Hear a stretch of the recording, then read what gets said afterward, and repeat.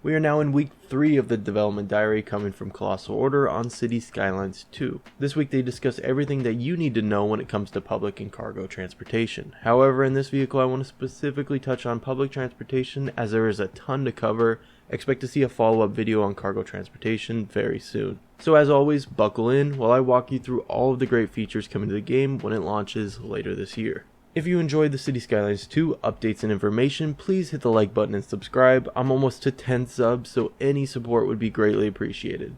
But with all that out of the way, let's finally talk about the update. Let's first start by going through the different types of transportation options that you will have when designing your city.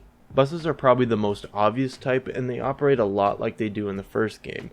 However, there are a few interesting changes. Traditional or environmentally friendly buses are in the game as expected. However, if you upgrade a bus depot, electric buses also become available, so that's a cool little alternative to think about. Buses can also now make outside connections, which means you have the potential to create a large inner-city bus line. I almost kind of think of this like a Greyhound. I wonder if you can kind of do a large-scale bus that goes from one city to another. Taxis are another form of transportation as they operate similar to how passenger vehicles do. Early game, they can actually bring citizens into the city that don't yet have a vehicle, which personally raises a question for me. How would a citizen acquire a vehicle? Could we potentially see dealerships in the game? Additionally, unlike buses, taxis don't operate on specified lines, which means they are free to roam your city streets looking for their next passenger.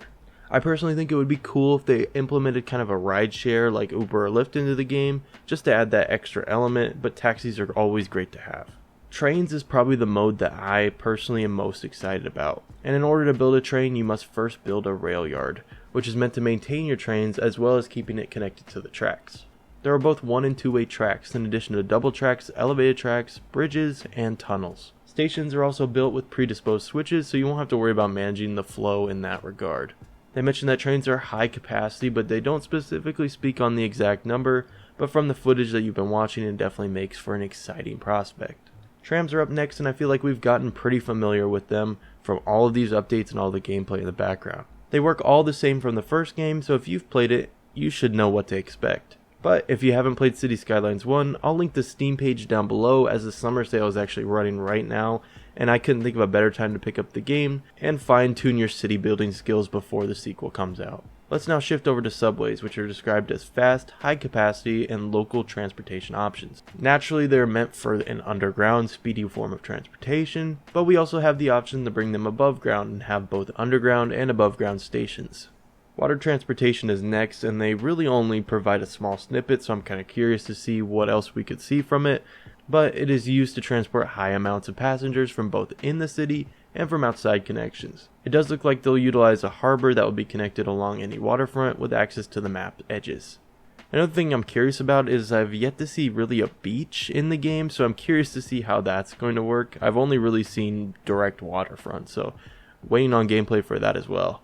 But the final category that we now have is air transportation. One big thing that they emphasize is the amount of size it takes to build an airport, mentioning that the international airport is the size of a small town.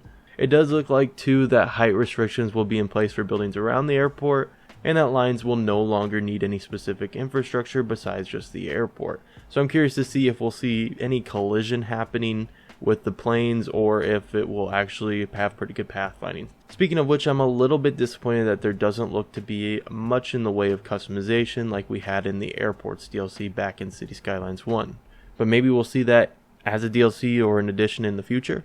But wrapping it all up, that was a whole load of information that we have so far, and it's crazy to think that's really only half of it.